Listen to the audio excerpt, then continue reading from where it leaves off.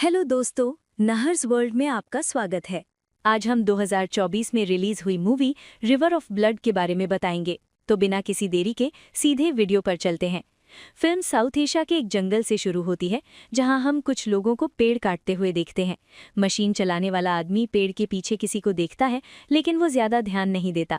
हालांकि जब वो अपने एक आदमी को गिरते हुए देखता है, तो वो देखने जाता है कि क्या हो रहा है।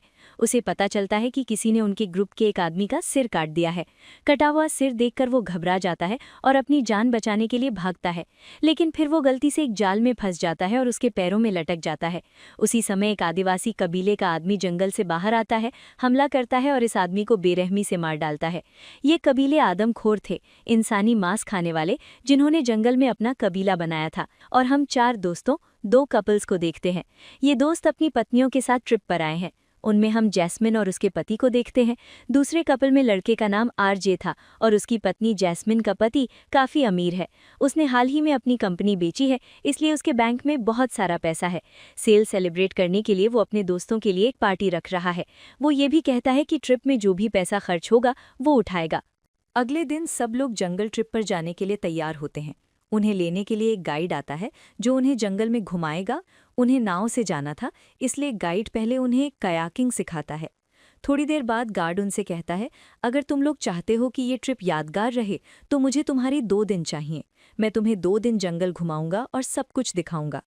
दोस्त कहते हैं, ठीक है, हमें कोई प्रॉब्लम नहीं है, आखिर हम यहाँ एक ट्रिप के लिए हैं। फिर गार्ड उनसे उनके फ़ोन ले लेता है, ये चाहते हुए कि वे ट्रिप का मज़ा लें और जंगल एक्सप्लोर करें। अपने फ़ोन का इस्तेमाल करके मज़ा मिस ना करें। सबने अपने फ़ोन नीचे रख दिए, लेकिन आरजे ने मना कर दिया, वो अभी भी उसके पास था। अब ये लोग नाव में बैठकर जंगल की तरफ जाने लगे। गार्ड ने उनसे कहा कि जंगल में कुछ ऐसी चीज़ें हैं जिनसे दूर रहना ही हमारे लिए बेहतर होगा। आपने सुना होगा कि पहले जंगल में देसी नरभक्षी रहते थे, लेकिन सच तो ये है कि वे आज भी जंगल में रहते हैं। वे दिखाई नहीं देते। मुझे ये इसलिए पता है क्योंकि मेरे दादा और परदादा भी यही करते थे। मेरे दादा एक बार इसी जंगल में कहीं गायब हो गए थे और फिर वे कभी नहीं मिले। लेकिन फिर हमें उनकी कुछ हड्डियां मिली, जिससे हमें पता चला कि देसी लोग गायब हो गए थे। हालांकि डरने की कोई बात नहीं है, क्योंकि देसी लोग जंगल में बहुत अंदर रहते हैं। अगर हम उनके इलाके में नहीं जाएंगे तो वे हमें नुकसान नहीं पहुंचाएंगे। इसके बाद सीन बदल जाता है और हमें जंगल की दूसरी तरफ 2 क्लाइंबर दिखाए जाते हैं। ये लोग सोशल मीडिया पर लाइव थे और व्यूज बढ़ रहे थे, इसलिए वे जंगल में और अंदर जाकर वहां का सीन दिखाना चाहते थे। जब ये दोनों आदमी अपनी बाइक पर जंगल में जाते हैं तो उनका एक्सीडेंट हो जाता है। वे दोनों बाइक से गिर जाते हैं। लड़की बार बार लड़के को आवाज लगाती है, लेकिन कोई जवाब नहीं मिलता। जब वो लड़के की बाइक देखने जाती है तो उसे पता चलता है कि किसी ने उसका सिर काट दिया है। उसका कटा हुआ सिर जमीन पर पड़ा है। वो डर के मारे चीखने लगती है और अपनी जान बचाने के लिए जंगल की तरफ भागती है। वो एक बड़ी गुफा के पास आती है। उसे लगा कि उसे मदद मिल जाएगी, लेकिन वहां कोई नहीं है। तभी हम देखते हैं कि एक आदिवासी आदमी उसके पीछे आ रहा है। जब लड़की पीछे मुड़कर देखती है तो वो आदमी गायब हो चुका होता है। फिर कोई आता है और एक हेलमेट अंदर फेंक देता है। ये हेलमेट उसके दोस्त का था। ये आदमी कोई और नहीं बल्कि आदिवासी आदमी थे, जो हथियारों से लैस थे और वे लड़की को भी मार देते हैं। जंगल में वे अपने रहने का इंतजाम कर रहे थे, क्योंकि उन्हें वहां 2 दिन रुकना था। रात में जब गाइड और आरजे की पत्नी साथ बैठे थे तो गाइड उसे जंगल के बारे में बताता है और कहता है कि जो लोग जंगल काटने आते हैं वे कभी जिंदा वापस नहीं आते, क्योंकि यहाँ रहने वाले आदिवासी अपने जंगल को बचाना चाहते हैं। इसलिए कुछ दिन पहले कुछ लोग पेड़ काटने आए थे, लेकिन वे भी जंगल से गायब हो गए। असल में ये वही सीन है जो हमने शुरू में देखा था। आदिवासी हमें तभी नुकसान पहुंचाते हैं जब हम उन्हें परेशान करते हैं। अगर लोग उनसे दूर रहेंगे तो वे हमें कभी नुकसान नहीं पहुंचाएंगे। रात हो गई थी, इसलिए सब लोग सो गए। थोड़ी देर बाद हम देखते हैं कि जैस्मिन उठकर बाथरूम जा रही है, लेकिन आरजे पीछे से आकर उसे पकड़ लेता है, जिससे पता चलता है कि वे दोनों एक दूसरे के रिश्तेदार हैं और अपने पार्टनर को धोखा दे रहे हैं। जैस्मिन आरजे से कहती है कि मैंने ये ट्रिप इसलिए प्लान किया ताकि मैं हम दोनों के बारे में सबके सामने सच बता सकूं। आखिर मैं तुमसे कब तक ऐसे छिपकर मिलती रहूंगी? तुम्हें इन लोगों को हमारे एक दूसरे के लिए प्यार के बारे में खुद बताना होगा। आरजे कहता है, अभी नहीं, ये सही समय नहीं है, क्योंकि मेरी पत्नी के पिता मेरे साथ उनके घर जा रहे हैं, इसलिए हमें थोड़ा और इंतज़ार करना चाहिए। ये सुनकर जैस्मिन को एहसास होता है कि आरजे अपनी पत्नी को नहीं छोड़ेगा और ये पिता सच में उसे धोखा दे रहा था। लेकिन जैस्मिन सच में सीरियस थी, वो उससे सच में प्यार करती थी और अपने पति को छोड़कर उससे शादी करना चाहती थी। आरजे से नाराज़ होकर जैस्मिन चली जाती है और वो वापस सो जाता है। उन दोनों को लगा कि उनकी एक्टिविटीज़ के बारे में किसी को पता नहीं चलेगा, लेकिन आरजे की पत्नी और जैस्मिन के पति को उनके धोखे के बारे में सब पता था।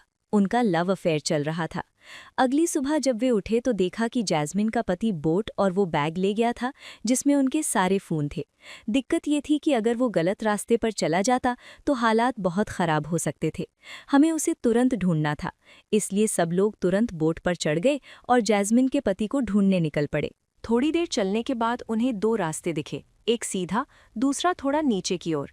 जैस्मिन कहती है कि उसके पति ने शायद सीधा रास्ता चुना होगा क्योंकि उसे बोट चलाना नहीं आता, इसलिए वो कभी इस रास्ते पर नहीं जाएगा। गाइड कहता है कि वे सीधे रास्ते पर नहीं जा सकते, ये बहुत खतरनाक है।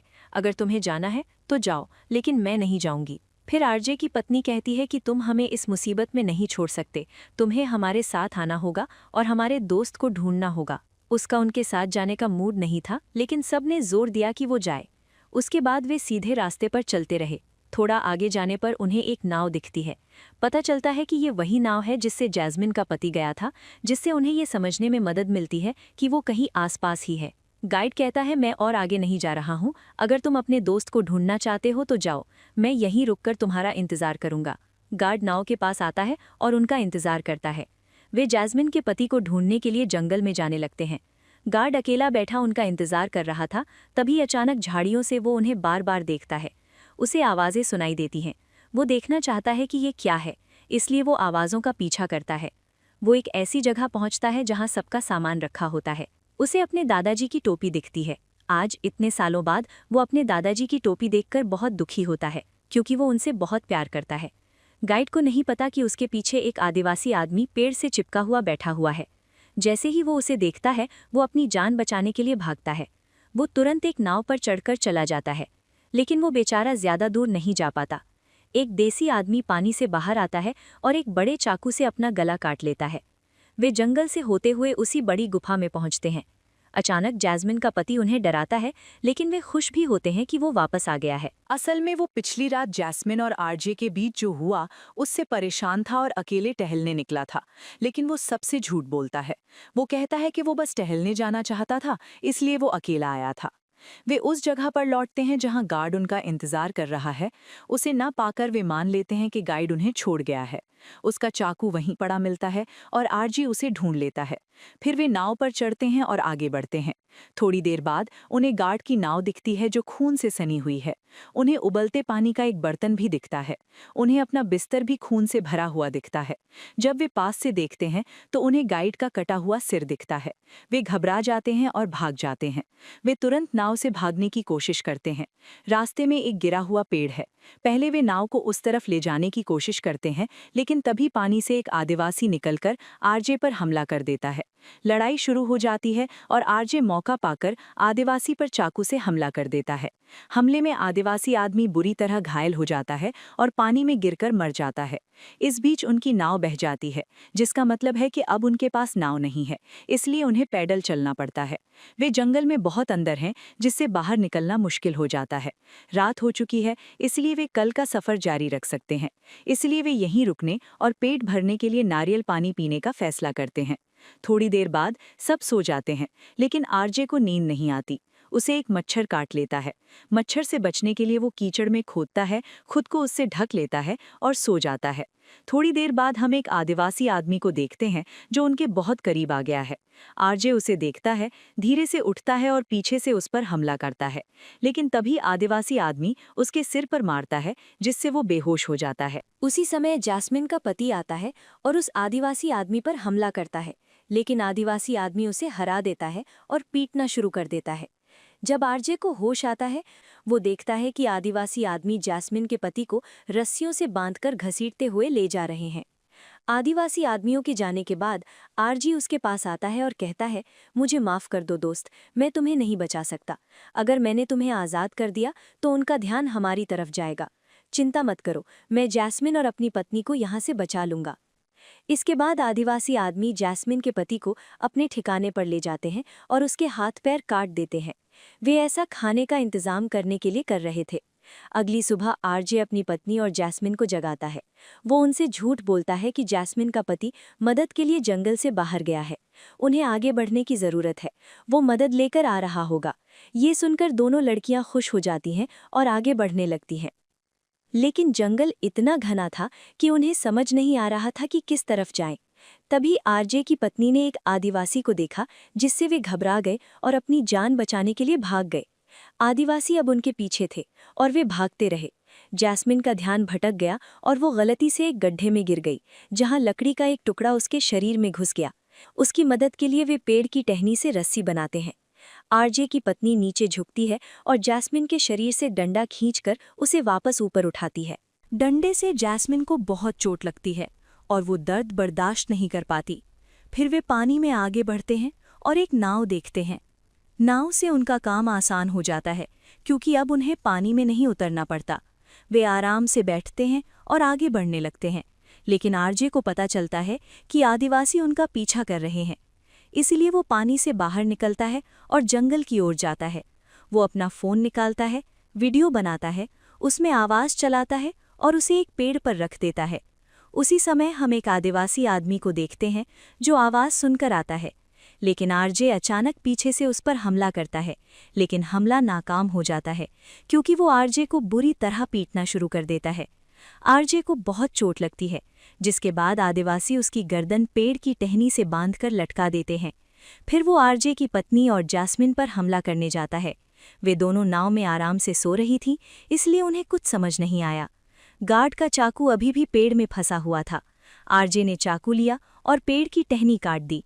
फिर उसने चाकू फेंका और आदिवासियों पर हमला कर दिया। पानी में गिरने के बाद दोनों के बीच लड़ाई हुई, लेकिन इस बार आरजे को आदिवासी का हथियार मिल गया और उसने आदिवासी का सिर काट दिया। उसे मारने के बाद उसने आरजे की पत्नी और जैस्मिन को पकड़ लिया और जाने लगा। तभी उसने देखा कि कई आदिवासी उनकी ओर आ रहे थे। जैस्मिन और उसकी पत्नी की जान बचाने के लिए आरजे ने खुद को कुर्बान कर दिया और आदिवासियों के सामने सरेंडर कर दिया, जिन्होंने उस पर हमला करके उसे मार डाला। हालांकि दोनों लड़कियां उसे रोकने की कोशिश कर रही थी, लेकिन उसकी मौत के बाद वे बहुत दुखी थीं और रोने लगी। कुछ देर बाद जैस्मिन और आरजे की पत्नी किनारे पर पहुंच जाती हैं और बच जाती हैं, लेकिन वो अपने पति को खोने से दुखी होती है और इसी के साथ फिल्म की कहानी यहीं खत्म हो जाती है। अगर आपको वीडियो पसंद आए तो लाइक करें। अगर आप चैनल पर नए हैं तो प्लीज़ सब्सक्राइब करें। तो मैं आपसे अगले वीडियो में मिलूंगा, तब तक अपना ख्याल रखना।